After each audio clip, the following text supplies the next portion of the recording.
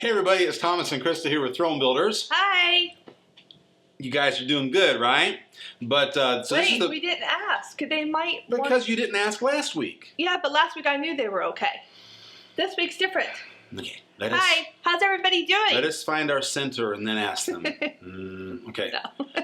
Hey everybody, this is Thomas and Krista with Throne Builders. Hi again. What? How are you doing? They're doing fine. That's I heard wonderful. them. I heard them through the grapevine. Moving right along. This is the prophetic word for the week of March 25th, 2018. And Krista and I want to share with you what God's been putting on our hearts for you as we've been praying throughout the week and asking God to speak to you. And this is a wonderful time of life that we're in right now in the kingdom of heaven. Amen. A lot of cool things are opening up and expanding. And hope that you're being blessed by these words. I look forward to your comments below. So today, I actually have some props for what I feel like Laura wants to release through me. So props, please. Okay. Oh, I got it. Yes. Woohoo! That took some skill. Yes, and a lot of practice, believe it or not. So as you can see, I have a lemon and Krista has an orange, okay? Now, both of these amazing, organically grown, non-GMO'd, very, very good for you.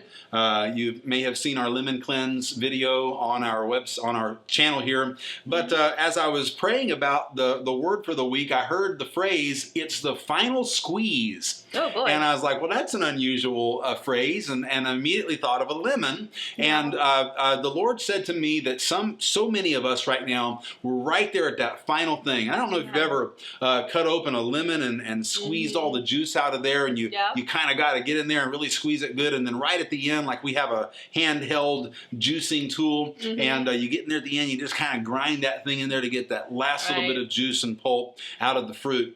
God says that the seasons that we are in right now is a time for you to take that a little bit of an extra step, that little bit of extra effort, that little bit of moving forward, just a little bit more. Some of us are so tired, right? I mean, it's just been a butt-kicking contest for a while, and we don't know what's going on. Right. But God says it's time for that final squeeze, that last little push to get out the things that you want.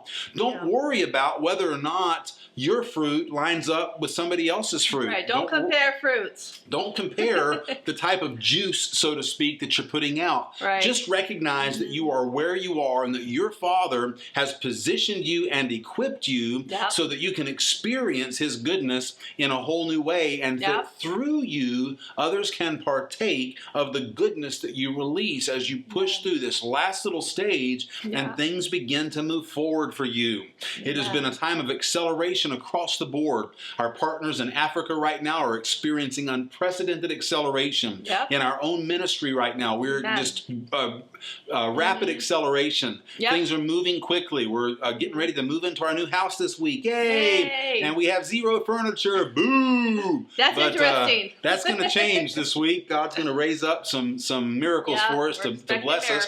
And then, in addition to that, we have the Kenya trip coming up in May. And I'll be going to Kenya for 5 weeks and ministering in numerous churches. So it's a time of acceleration. And some of you, you've just been kicked so hard and you're kind of down and you're weary and you're worn out. Wake up. And one more push through, and you're going to step over that threshold, and you're going to step up, Shemolta, and you're going to get right into the place where you need to get to. And check out Krista's tongues videos about that. So don't forget. Final squeeze, and we're done with those props, and Krista's going to release the word that God has given to her for this week. So, it's interesting because I actually have part 2 to this message, and I didn't even know I had part 2. Boom. Because we don't discuss these before we do them. They're all improv. So, I had a dream last night, and it was very unusual. When I woke up this morning, I was like, what does that mean? And so I had to ask the Father to explain it to me. You ever been there?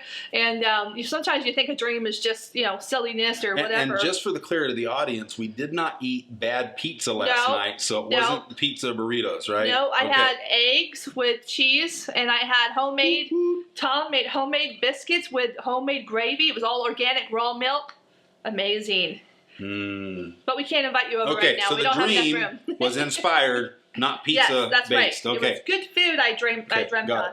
Is there a reason why you keep getting into my bubble here? You know what? it's often that he, kind of hits me. But no, that only I'm here. But this and you is keep my coming bubble. into my you keep coming into my bubble. But we're all one bubble. You moved your bubble. Well, we're one bubble in some ways, We're but not. united. See, Aww. I've been disarmed. So in the dream, I was standing outside and I was overlooking some water, and it was a canal. Okay, and these canals are normally known to have large alligators in them. In fact, I lived on a canal when I was a small child, and I still remember it, and hearing the stories about how children had been swallowed and eaten by alligators. It was like a nightmare, and I did have nightmares growing up about alligators. But in this dream, there was like a picnic table and some people over here, and there was one particular person that really stood out in the dream besides me. So I want to just tell, it's a very short dream. I'll share it real quick, and then I'll give you what the Father told me to tell you, because it's a message that fits in with his. So there was a man in the dream, and he had been watching the water. And there was another man that was sitting at the picnic table, and this man had a dog, looked like a white dog, a medium-sized dog. And all of a sudden, the dog jumped up, and the dog saw a 6 or 8 foot alligator swimming in the canal, and the dog wanted to go. I guess the dog was thinking, I'm going to go play with this thing. And so the dog jumped in the water. Well, of course, that's not good news, because that's like a tasty treat to that alligator. And chicken.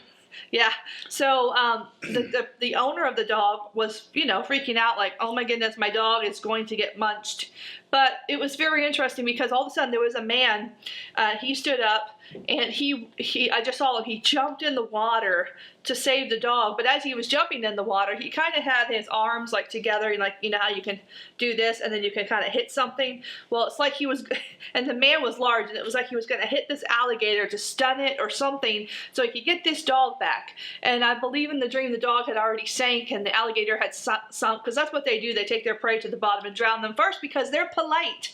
They like to drown you first before they eat you.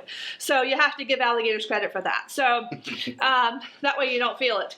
I think we're going to have a talk later on about we're what's off polite, subject here. what isn't. So anyways, sorry if small children are watching this, that could seem very horrifying, but that's true. That's what they do. So anyways. Hey, at least I didn't describe what happens, because then your kids would be like, mommy. Okay, go ahead. Okay, I'm so sorry. Big guy, strike that from the record. hands together, jump in That's water. Right. He's in the water, and all of a sudden the man goes under. And he's like, I think he's drowning, I don't know where he is, because he's under the water. The dog's under the water. The alligator's under the water. Who knows where they are? And it's interesting, because I'm standing kind of apart from everybody, and all of a sudden in my mind, and I think maybe out loud, I start to pray in tongues, and I start to motion everybody over here to pray in tongues with me, because I'm worried about the man that just jumped in to save the dog. So that's the dream, okay? And you're probably thinking, what does that have to do with what Tom said? Good question. I was thinking the same thing. So I'm going to tell you real quick. So what the Lord showed me this morning, because I had this dream last night, was that the alligator is, okay, let me back up here. Many of you out there have things that have been holding on to you, and they're things I really sense they're like things from the past and things that you've been holding on to, and some of you have even risked your life, in some cases risked your careers, your health, anything like that. You fill in the blank, but you've risked your life to save this little thing here, but it has caused you to drown. So what the Father showed me is a dog is a symbol of a distraction. Okay, many of you out there have been just getting distracted with things in your life that are really meant for you to let go of, and as you could see in the dream, as the man jumped in the water, as far as I know, he didn't save the dog, and nobody got saved, and nobody ever came up out of the water. So what God showed me was that some of you out there are going to have to let some things go in order to go to what Tom was talking about earlier. And what were you talking about again? About that final squeeze. Sometimes we get held back. We don't take that step forward because we're and I just saw an interesting interpretation to that, is that the man that jumped in after the dog was getting involved in something that wasn't his particular battle to fight. It's true. And it's good to do things for others, of course, but sometimes we involve ourselves. The book of Proverbs talks about how a fool meddles in someone else's business. Sometimes it's foolish to go after someone else's problem problem. That's Not right. always, but sometimes. That's right. So that's exactly the good explanation there. That's exactly what God showed me, is that there are some of you out there that are going to have to let go. And I kept hearing the word let go. Just let go of some things that you thought that were going to be able to come with you in the near future here. No, you're going to have to let go of it in order to embrace the new that God has for you, okay? Because there are some things that God wants to use you to do. There are some things he wants, opportunities and doors he wants to open for you, but you cannot grab those. You cannot go forward until you let go of that dog, until you let go of that problem, that issue, or it could be somebody else's problem. Maybe it's not even yours.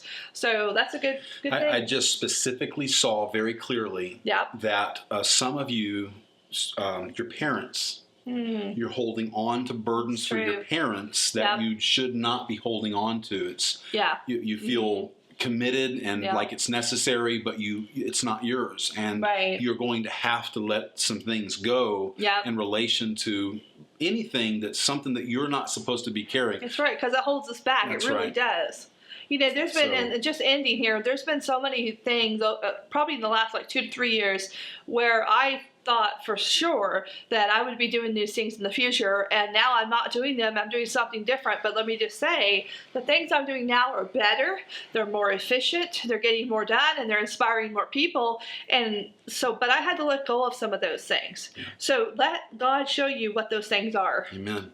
So, hope that you enjoyed the video today. We look forward to your comments below, as always. Yeah, we love your comments. Make sure that you like, subscribe, and partner with us on Patreon. We sure would appreciate if the 1,000-some people that will see this video in the next couple days after it's published.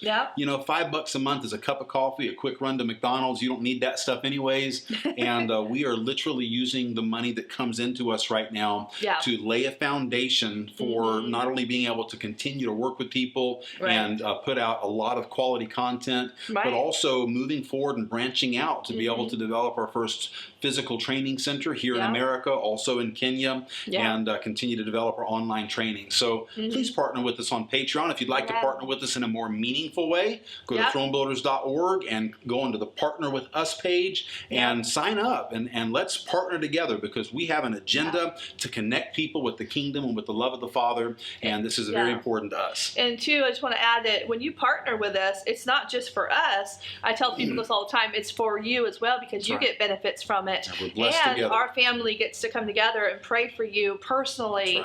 And I'm telling you, we're already seeing personal testimonies from our prayers, and we're so excited. So we hope you'll join us. So catch you in the comments below. God bless everyone. Don't be too fruity.